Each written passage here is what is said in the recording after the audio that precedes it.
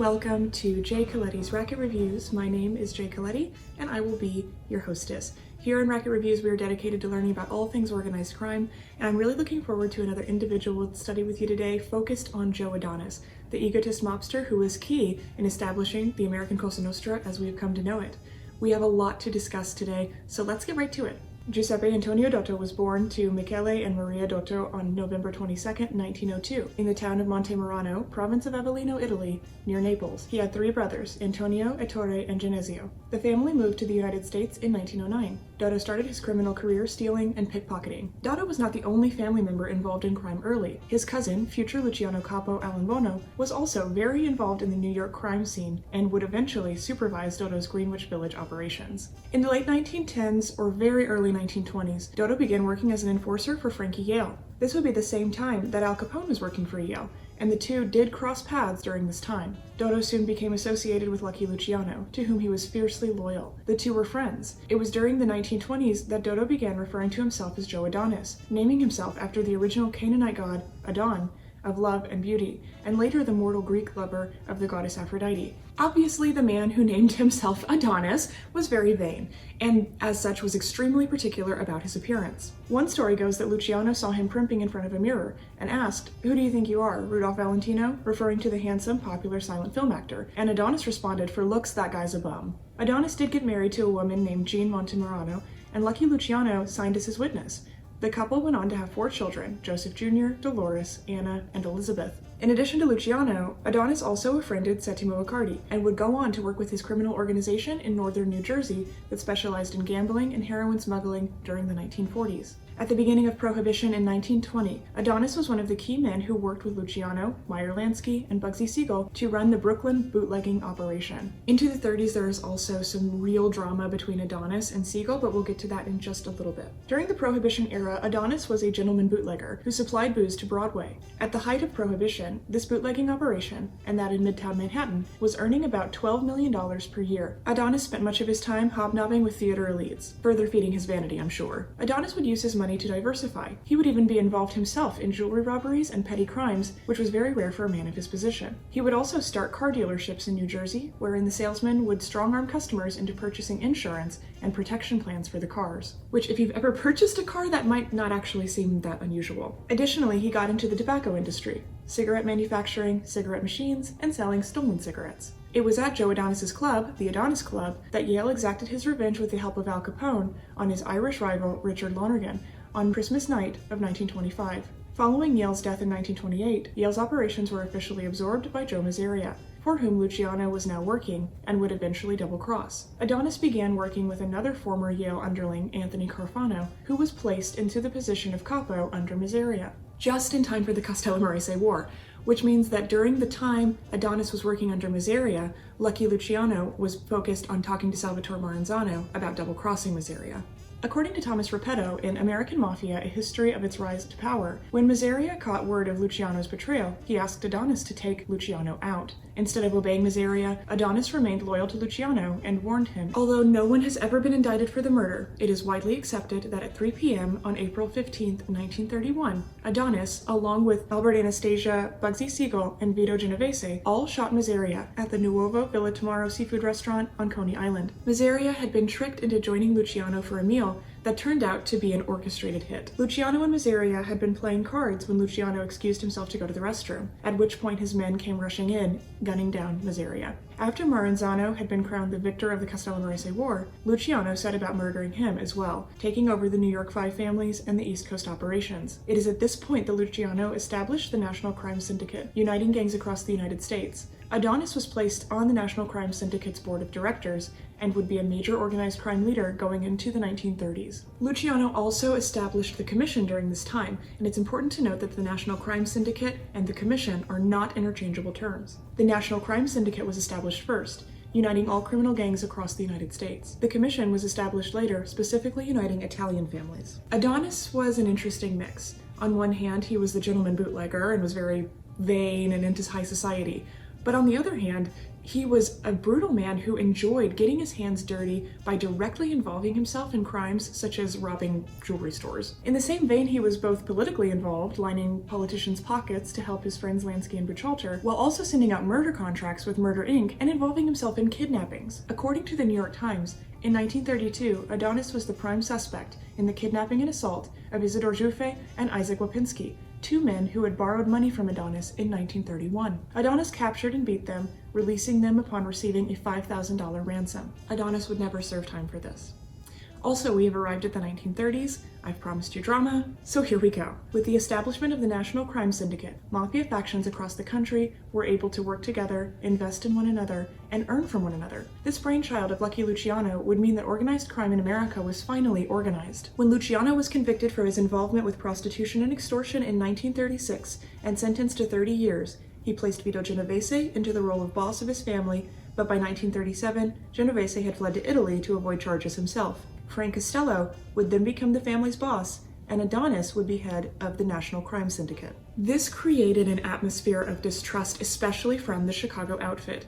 The Chicago men really did not believe that the New York mobsters were going to uphold their end of the deal. To combat this suspicion, the outfit sent out spies to make sure the New Yorkers were holding up their end. One of these spies was the notorious mafia mole, Virginia Hill. Hill had recently gained some notoriety during a 1936 Christmas party, during which she had on a dare performed oral favors on Chicago mobster and Capone cousin Charles Fischetti, shocking party guests, especially Mrs. Fischetti. Hill was sent to gather information from Adonis and launder some ill-gotten cash in New York. She moved to New York, and Adonis enthusiastically welcomed her into his bed. The two would even work together. During this time, Siegel was one of Adonis's biggest earners for the syndicate. Although Virginia Hill maintained in court that she had met Siegel in 1942, evidence strongly suggests that she met Siegel in 1937, beginning an affair with him. The reason her testimony is contested is because when Adonis found out about the affair, he went to the outfit leaders to complain, broke it off with Hill, thus causing her to take a financial loss from the outfit. This actually wouldn't be the last time that there would be an encounter between Hill and Adonis, but we'll cover that toward the end of this video. Into the 1940s, Adonis moved many of his operations, especially his gambling operations, to New Jersey. New York's government had been on a campaign against gambling, and it was making it difficult for Adonis to do his work. In addition to establishing his casino business in New Jersey, he also ran a limousine company that would take guests to the casino from New York City. It is here and during this time that he would be working with Settimo Riccardi. He also went into business with Meyer Lansky with illegal gambling in Florida. Lucky Luciano was deported from the United States on February 10, 1946, and was sent to Italy. When Luciano went to Cuba in December of that year for the Havana Conference to regain control of the U.S.'s organized crime, Adonis was among the men who attended, and, forever loyal, was happy to give control of the National Crime Syndicate back to Luciano. The Havana Conference was of course a bust, because the United States government began pressuring the Cuban government to send Luciano back to Italy. The Cuban government did acquiesce to these demands on February 24, 1947. When Adonis returned to the United States after this conference, he did so illegally because he was not a United States citizen.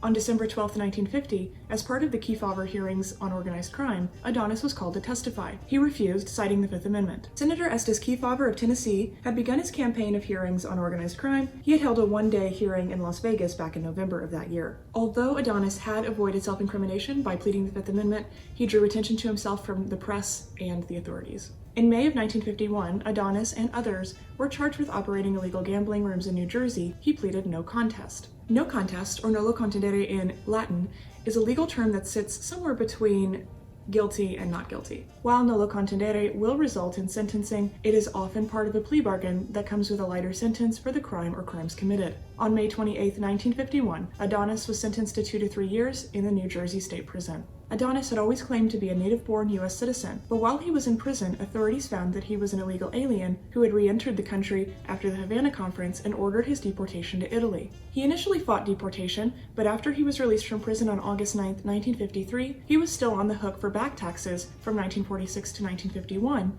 and perjury charges for the Kefauver hearing. In November of 1955, a federal judge suspended the perjury sentence if Adonis agreed to leave the country. Adonis voluntarily left New York City for Naples, Italy on January 3, 1956, leaving his wife and children behind. Before he left, journalists asked him about his thoughts about all that had transpired and his feelings about leaving his family behind, to which he responded, "I don't feel too good, and I don't feel too bad.